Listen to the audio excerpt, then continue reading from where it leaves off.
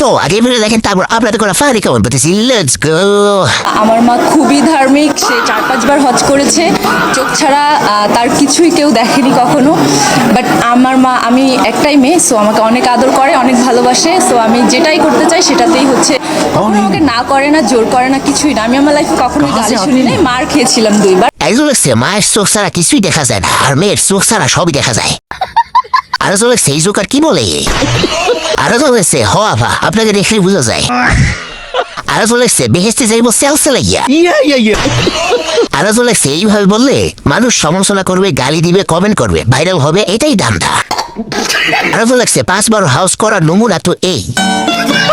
আর একজন লাগছে রোজার মাস কিছু বললাম না, কিন্তু আপনি বলে চাইতে পারেন বিন্দাস ভাবে, সমস্যা নেই, গালি ছাড়াও তো মানুষের ধোয়া যায়।